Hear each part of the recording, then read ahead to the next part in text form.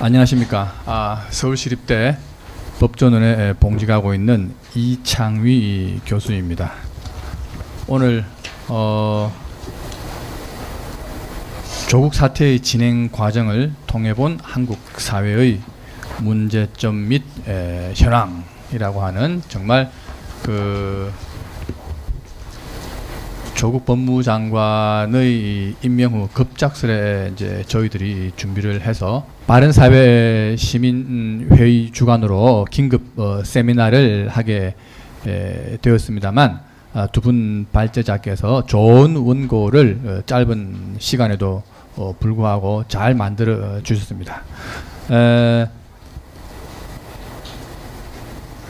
한정석 미래한국 편집위원님께서는 조국 현상의 본질과 보수 정치 세력의 한계라고 하는 주제를 가지고 잘 발표를 하셨습니다. 결국 문재인 대통령과 지금 조국 법무장관이 나타난 배경은 어떤 그런 특정 정치인의 의도가 작용한 것이 아니고 친노 그룹이라고 하는 현재 한국 정치를 지배하고 있는 이 진보 정권의 일정한 세력이 만들어낸 작품이기 때문에 우리 보수 시민사회가 나서서 여기에 대항을 해야만이 어떤 한국의 정치 지형을 개선할 수가 있지.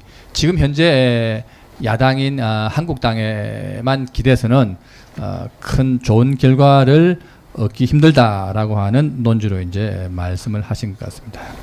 그리고 두 번째 김진기 펜앤마이크 기자는 사회자님도 말씀하셨듯이 본인이 이제 이 30대 젊은 나이로서 언론에서 활동을 하고 있으면서 어떤 이 진보 정치인, 진보 지식인, 진보 교수, 학자들의 특정 직업 이기주의라 그럴까요? 자기들만의 어떤 특권층을 만들어서 그런 특권적인 구조를 자식들에게도 그대로 이전해 주려고 하는 아주 위선적인 이 현상을 30대 초반의 언론인으로서 설명을 잘 하신 것 같습니다. 저는 하여튼 이 두 분의 이 발표에 원칙적으로 동의를 합니다. 그래서 오늘의 발표에 대해서는 다른 의견은 없고요. 오늘 발표를 듣고 제가 생각한 느낌을 간략하게 여러분들께 말씀을 드리고 공감을 구하도록 하겠습니다. 자, 이제 문재인 대통령이 이 조국 법무부 장관을 임명을 함으로써 굉장히 지금 우리 사회가 가뜩이나 이 보수와 진보 양측으로 나누어져서 이렇게 화합이 잘 안 되는 그런 구조가 더욱더 앞으로 이제 갈등이 심화될 것이라고 생각을 합니다만은 나라를 걱정하는 보수 우파의 입장에서는 왜 그러면 이렇게 문재인 대통령은 조국을 법무부 장관으로 임명할 수밖에 없었는가라고 하는 이유, 그리고 어떻게 해서 이런 상황이 도래가 했는가, 또 앞으로는 어떻게 될 것인가라고 하는 조국 법무장관 임명의 배경이나 경과, 그리고 향후 전망을 살펴보려고 합니다. 우리가 많은 토론회에서 보수 우파 자유진영 토론하시는 분들이 하는 실수가 본인의 어떤 그런 희망적인 이 관측을 많이 이야기를 해서 결국 정확한 진단을 못 내리는 경우가 많은데, 우리는 그런 우려를 보면서는 안 되고 현실에 대한 정확한 이해를 전제로 올바른 대책을 세우는 것이 필요합니다. 자, 우선 검찰의 이 의도를 한번 제가 생각을 해봤습니다. 이 검찰은 결국 이제 청문회 바로 직후에 조국의 부인을 기소했다는 사실을 이제 공표를 해서 이 청와대에 어떤 그런 신호를 보냈습니다. 그것은 이제 이 조국과 그의 가족이 연루되어 있는 의혹은 끝까지 파헤치겠다. 그래서 가급적이면 좀 조국을 임명하지 않는 것이 좋겠다. 이 조국이나 조국 그 가족이 받고 있는 이 범죄 혐의는 정말 너무나도 이제 다양합니다. 그러나 그 중에서도 일단 이 공소시효가 다가온 동양대 표창장 그 위조 혐의를 먼저 이제 딱 집어서 특히 피의자 소환이라고 하는 일반적인 이제 기소 절차를 거치지 않고 기소하는 강수를 두었습니다. 이렇게 이제 검찰이 그 청문회 직후에 그 배우자를 기소한 것은 검찰로서는 속내는 이제 이 검찰 조직, 검찰 개편, 사법 개편이라고 하는 그 행정부의 기조에 정면으로 이제 반발하는 검찰 이기주의가 작동한 것으로 보입니다. 많은 어쨌든 그 형식적으로는 죄를 저지른 사람에게는 지위 고하를 막론하고 오로지 이 법치주의에 따라서 죄를 물을 뿐이다라고 국민들에게 일단 의사를 표시를 했습니다. 그래서 이제 문재인 대통령은 이제 하루를 망설였죠. 그러나 결국은 뭐 참모 그룹이라든지 여러 이제 외부 자문 그룹의 의견을 다 청취하고 뭐 평소에 이제 이 문재인 대통령을 비롯한 진보 정치인들의 그 명분과는 완전히 다르게 조국을 그 법무부 장관으로 임명을 했습니다. 청와대는 그 과정에서 뭐 이 조국이라고 하는 어떤 개인이 검찰개혁에 대한 의지가 굳건할 뿐만 아니라 검찰개혁을 흔들림 없이 완수할 수 있는 그런 능력을 가졌다라고 하는 것을 국민들에게 내세웠습니다.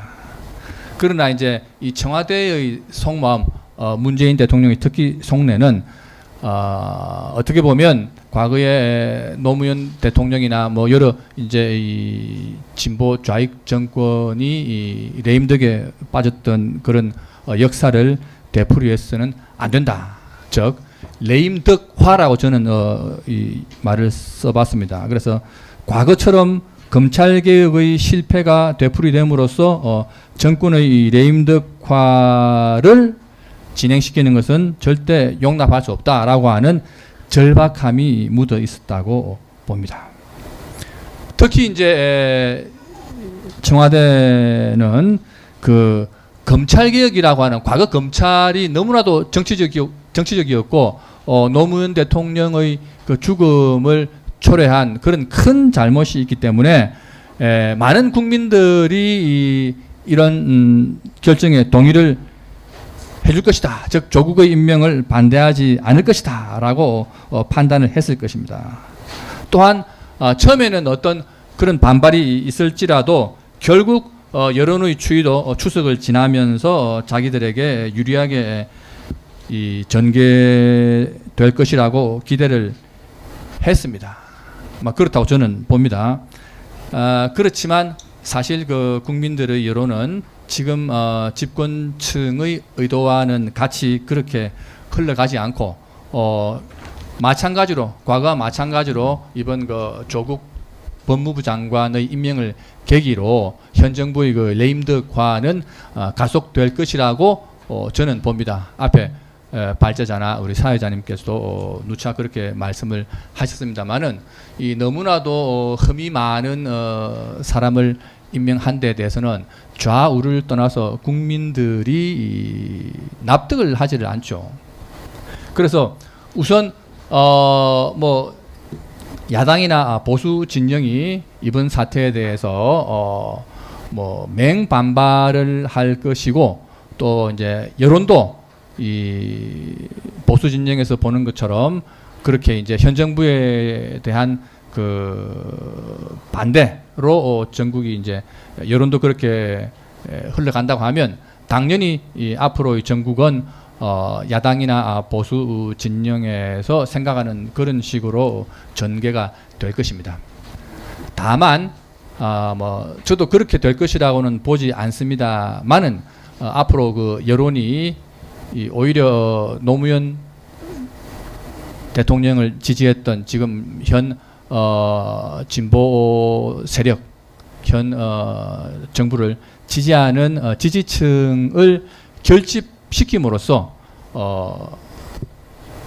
좌와 우 양측 그 세력이 비슷하게 이렇게 나타날 경우에는 향후 사태의 전개는 또 이제 혼란이 더욱 가중될 수 있고 이 자유 우파 진영에서 생각하는 식으로 현 정부가 입는 데미지가 굉장히 위축될 수도 있습니다.